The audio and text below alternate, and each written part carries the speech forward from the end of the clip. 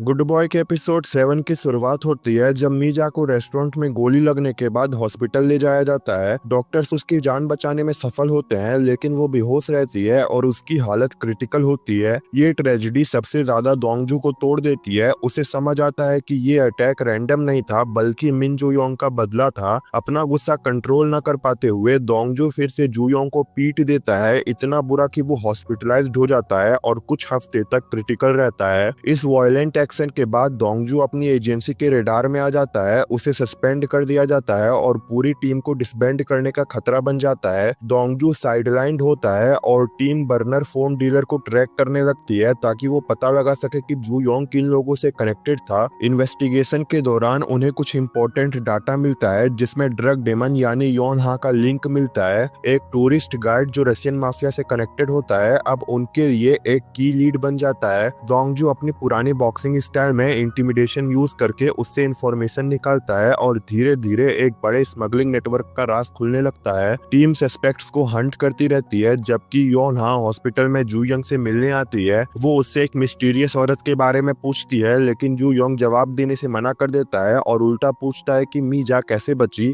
Flashback में दिखाया जाता है कि गोली एक्चुअली जुयोंग ने ही चलाई थी और योन हा ने मीजा का फोन यूज करके दोंगजू को इन्फॉर्म किया था। दोंगजू और मान से क्लूज फॉलो करते हुए दो बड़े क्रिमिनल्स तक पहुंचते हैं, लियो जो रशियन माफिया का एक रूथलेस मेंबर है और बेक जो ट्रैफिकिंग रैकेट चलाता है। लियो अपने एक आदमी को मार देता है जब उसे पता चलता है कि उसने पुलिस को टिप दी थी। इसी बीच हान्ना और जे होंग लियो तक पहुंचते हैं। हान्ना उसका पीछा भी करती है, लेकिन वो उसकी कार पे गोली चला देता है। हान्ना बच जाती है, लेकिन गुस्सा और बढ़ता है। कुछ दिन बाद जू यंग रिकवर करता है और बिना परमिशन के मीजा के हॉस्पिटल रूम में आ जाता है। दोंगजू उसे मार देने की धमकी देता है, लेकिन जू योंग ठंडे दिल से कहता है अगर मीजा ने मुझे शूटर बोला तो वो जिंदा नहीं बचेगी। ये सुनकर हान्ना का पेशेंस टूट जाता है। वो उसके मुंह पे फ्रूट बास्केट फेंक कर उसे धमकाती है। बाद में जू यंग अपने सारे की पार्टनर्स लियो, योन हा, बेक और जोंग वू को एक अर्जेंट मीटिंग के लिए बुलाता है। कमिश्नर भी करप्ट है और वो टीम को डिसबैंड करने पर एडेमेंट रहता है। डिसिप्लिनरी हियरिंग में दोंगजू कुछ आर्ग्यू नहीं करता, वो एक एथलीट स्पीच बोलता है और गुस्से में वहां से चला जाता है। वो कुछ दिन के लिए गायब हो जाता है और टीम टेंशन में आ जाती है। जब वो फाइनली मिलता है तो ऑफिस में छुपा होता है, जख्मी और थका हुआ। उसके इमोशंस और गिल्ट क्लियरली दिखते हैं। दोंगजू हान्ना को उसके घर तक फॉलो करता है और तब हान्ना उसे डांटती है कि वो सबसे अलग क्यों हो गया। फिर एक ट्विस्ट आता है, कमिश्नर अपना डिसीजन बदल देता है और टीम को डिसबैंड नहीं करता। पता चलता है कि दोंगजू ने जुयोंग के सामने टीम को बचाने की डील की थी और बदले में खुद पनिशमेंट ली थी। उसे ओ जोंगू ने मारा था जब जू योंग साइड में बैठे मजे ले रहा था। हान्ना उसके करीब आने की कोशिश करती है, लेकिन दोंगजू चुप रहता है, अपना दर्द छुपाता है। इस एपिसोड में ये भी रिवील होता है कि दोंगजू को पंच ड्रंक सिंड्रोम हो गया है, एक ब्रेन कंडीशन जो बॉक्सर्स में होती है। इस वजह से वो कभी कभी बेहोश हो जाता है, विजन ब्लर होती है और नोज ब्लीड करता है। एपिसोड के एंड में वो फिर से हान्ना के घर आता है और उसके डॉग, जिसका नाम भी दोंगजू है, के साथ खेलता है। जब हान्ना जाने लगती है, दोंगजू उसे रोकता है और फाइनली अपने इमोशंस कन्फेस करता है। हान्ना इमोशनल हो जाती है और कहती है कि वो उस पर प्राउड है और पूछती है कि क्या वो हार मान गया। दोंगजू कहता है नहीं।